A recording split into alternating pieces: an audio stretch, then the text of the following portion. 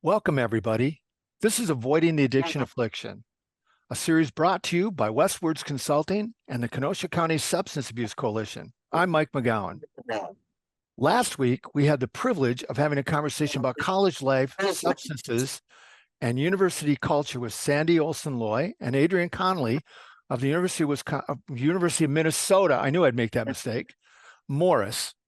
Today, we're going to continue that conversation with three of their colleagues. Jeanne Williamson is Associate Director for Student Counseling, Health, and Wellbeing, coordinates Morris's Let's Thrive student counseling and well-being efforts. David Israels-Swenson is Senior Director for Student Activities, Health, and Wellness, coordinates New Student Welcome Week, student organizations and engagement. And Matt Johnson, and Matt, thanks for joining me, because as an athlete, I wanted to have you on here, is the University of Minnesota Morris's Athletic Director. Welcome to all of you. Hey, thanks, Mike. Thanks for having us in. Yeah, David, I want to be here. Yeah, I want to start with you, David, let's start with new student orientation. When new students come in orientation, what do you want the families and students to know about alcohol use as a factor in student achievement? And are they listening?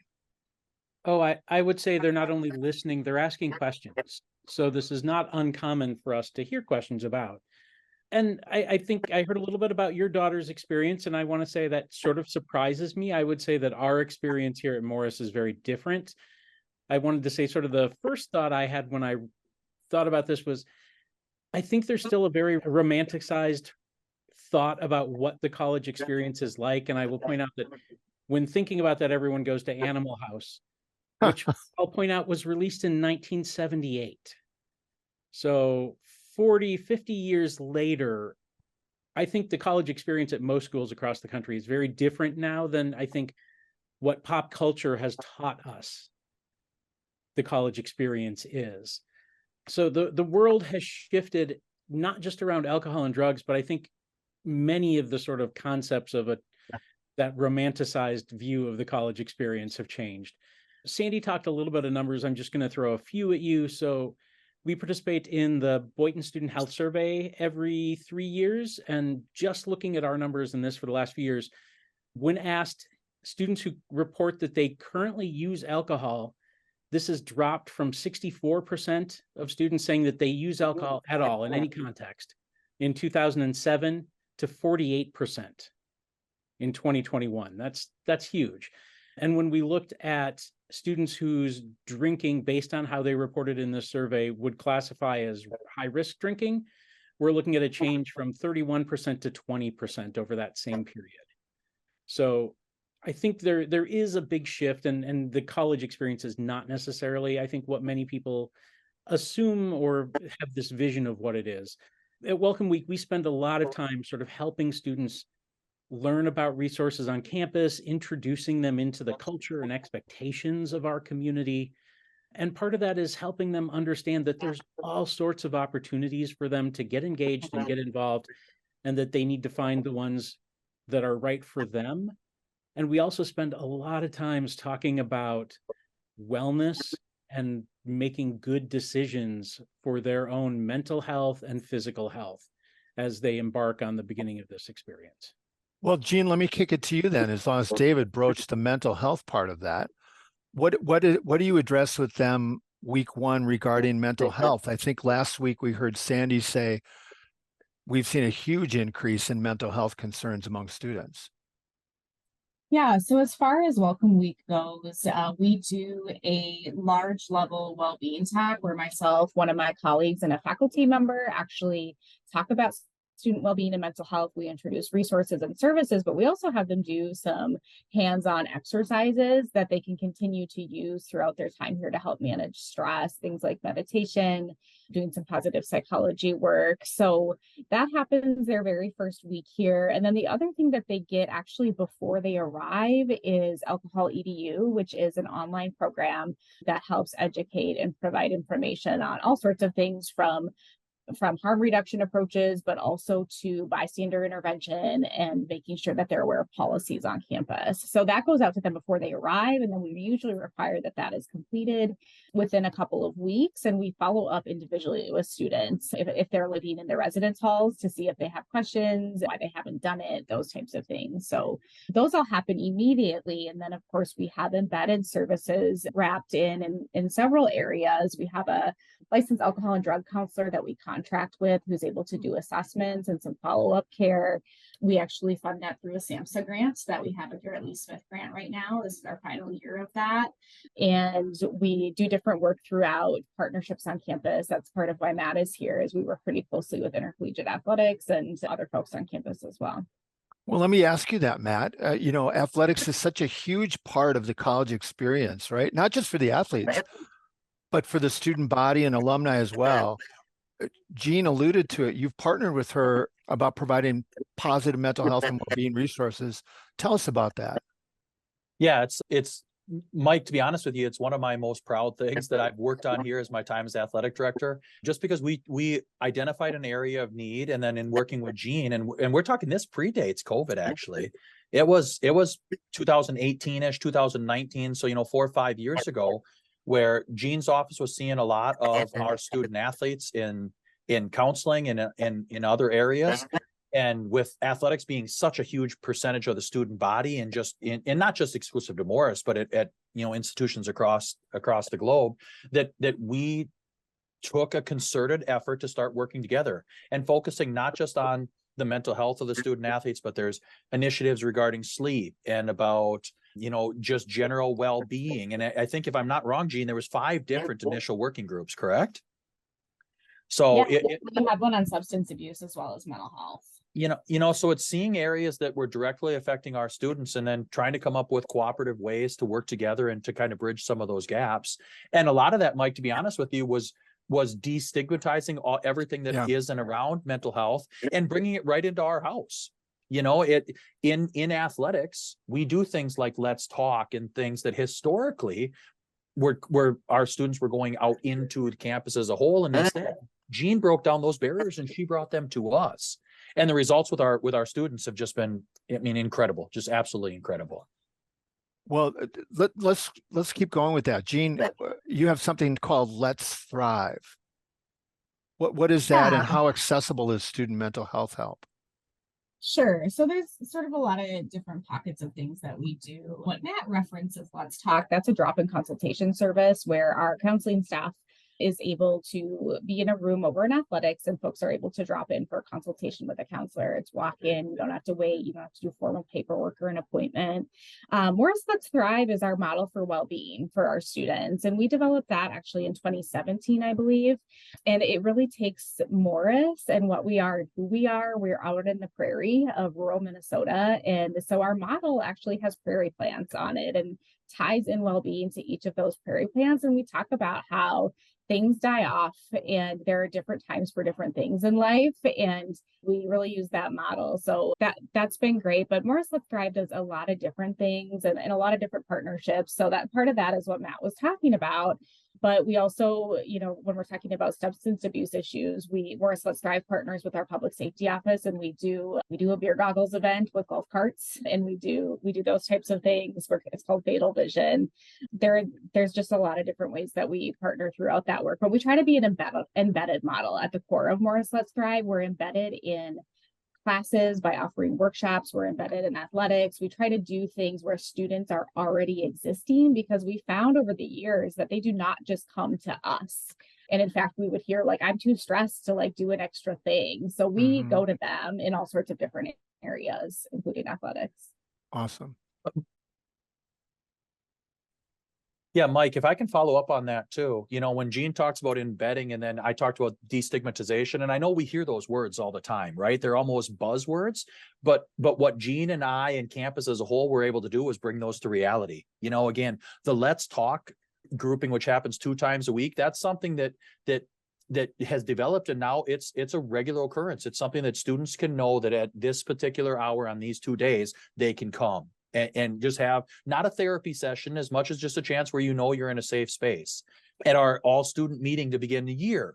Jeanne is there with us and she's doing activities up on stage and we're handing out sleep kits and we're doing those things to further say, hey, counseling is counseling, but they're a part of what Cougar Athletics is. If you go to our webpage, right under Inside Athletics, and you go under staff, you will see Jeanne Williamson and her staff listed. So it's not these ancillary pieces that we talk about, but we're actually living it. You know, Jeanne spends a lot of her personal time to go to practices, and not just her, but her colleagues as well. That it's not uncommon for us to be at a volleyball match or a football practice or a baseball practice, and counseling is there, so the students can feel it, can see it, can know that support is real and genuine. And again, I don't know that that's exclusive to us, but I'd like to think it is, because again, we ID'd an issue and took it, and we've hit the ground running. And there's always work to do, but boy, have we made progress. Well, it normalizes it, right? And you know, David, that sense of belongingness is so important to feeling connected for students, right, in college. So going off what Matt just said, what is done then to go beyond that, to encourage a healthier sense of community without all the obstacles that substances provide? Yeah, I think one of the reasons that I think you build such camaraderie on a team is the time you spend together. And I think that's a great opportunity for athletes. Our challenge is, how do we provide that same sense of connectedness and help other students build those same sort of small communities to feel a sense of belonging, to find their people? And we start this right away with Welcome Week. I think Sandy talked a little bit about how, you know, this generation of students had a very different experience through the pandemic and connecting over Zoom. And so we found that a lot of students have lacked the skills of, you know, those basic meeting people, making friends. So we brought in some external facilitators to do a program called Playfair on campus the last few years as a part of our Welcome Week, which is essentially really intense, large group icebreakers. So we're trying to help break down some of those barriers and help teach them those skills. And I shout out to Matt, because his teams come in, we get several of the athletic teams that will come in and actually help and assist with that as well. So it's not just focusing on them, they're helping to help the entire campus build those communities. We have a system called Campus Connection, which helps student org leaders organize and manage their groups. It also is a great way for students to figure out where they feel connected and where they can find belonging. So when a student first onboards into that system, they sort of identify from a whole list of topics what things they're passionate about or they're interested in, and then it can match them to student organizations that share those interests. And when we talk about engagement, we talk about how being engaged should help academic success. And I want to throw out some more statistics for you here. At the Morris campus, we have very clear evidence looking over the past few years. If I look at spring 23, a student who was engaged in at least one student organization had an average GPA of 3.262 versus a student who was not engaged in any student organizations, the average GPA was 2.995. So we're seeing that correlation. We're seeing students who are engaged in at least one student org are retained about 2% higher than students who are not. And even attending events. This one stunned me when we looked at this last year, but if you attended no events in the 2022-23 year, the average GPA for students who attended no events was 2.679. Attending just one event raised that GPA average to 3.1175. So clear evidence that it's that connection and that belongingness really helps a student to succeed.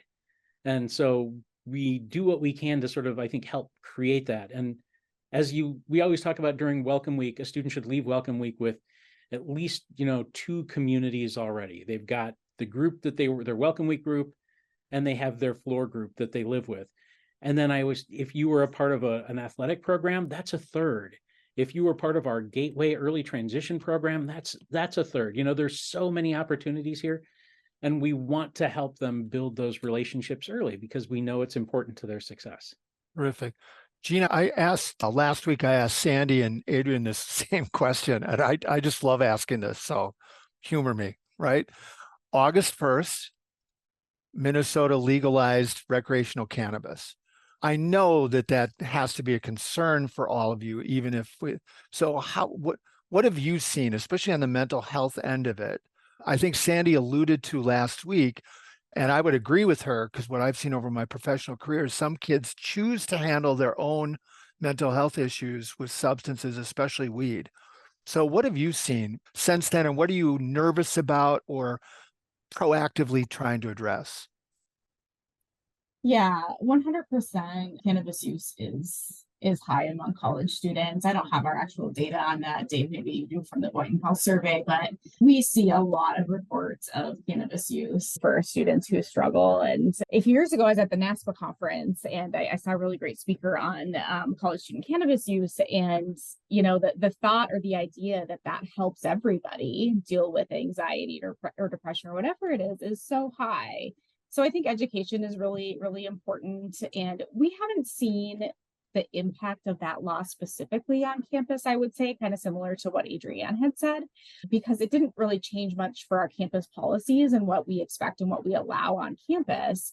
But we continue to see that in mental health treatment is high rates of cannabis use and how that impacts people. And cannabis is of course not a great motivator. So when we're trying to do things like write papers and study for exams, the cannabis use doesn't come in real handy. So we definitely try to teach alternate skills to that.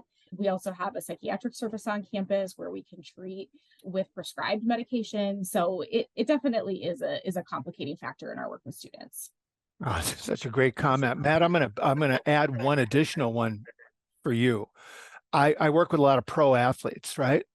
And sometimes, and they choose sometimes to use. In fact, some of the leagues have everything, especially marijuana.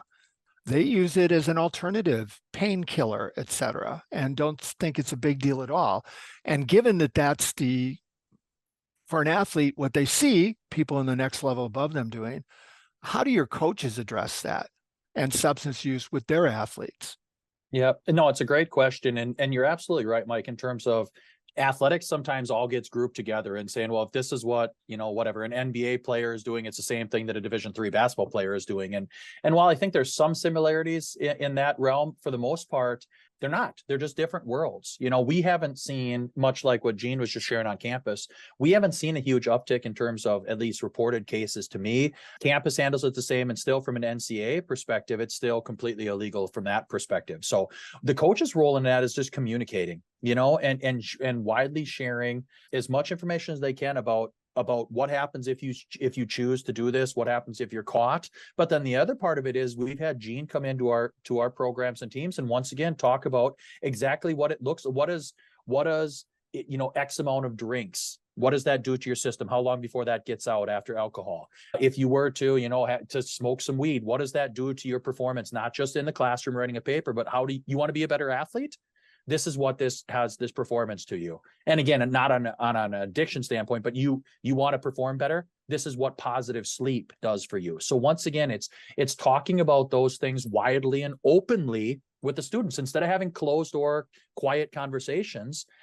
I would venture to say all of our teams, at least most of them are openly talking about, hey, if you want to go out on a bender after a game, that's your call, but this is what it's going to do. This is how many days it takes to recover.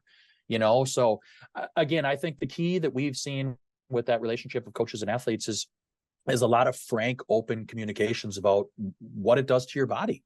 Yeah. And David, I've seen over my career, topics are not talked about by people who feel uncomfortable talking about those topics because they don't want to look stupid, right? And that goes all the way from educators to coaches to parents. And it seemed in all of your comments over the last 2 weeks that all of you are trying to create a culture that just normalizes discussions about all of this. I think we have to. I think if we don't, then we're just sort of letting that secret eat at us from the inside. And I think part of having healthy mental health is being able to talk about these things. I think a healthy culture needs to be able to explore and discuss what these healthy choices look like and what unhealthy choices don't look like and make informed decisions. Yeah. Jeanne, I'm going to give all of you a little going away question. I'll start with you. What if a student comes in and talks to you, what do you tell them are the keys to them being successful at Morris?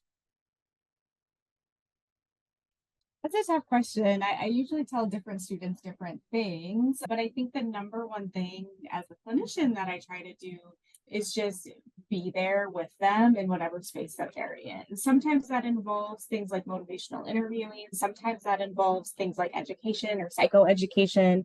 Sometimes that involves just hooking people up with resources in our community and on our campus. It looks a lot of different ways, but I think the biggest thing that we try to convey, both from our office and from the embedded work that we do, is that we're here for the students. And we do this work because we care about the students and we love working with college students. And so if we can show that in all the different ways that we do and let them see that, I think that's really powerful. Matt, how would you answer that question?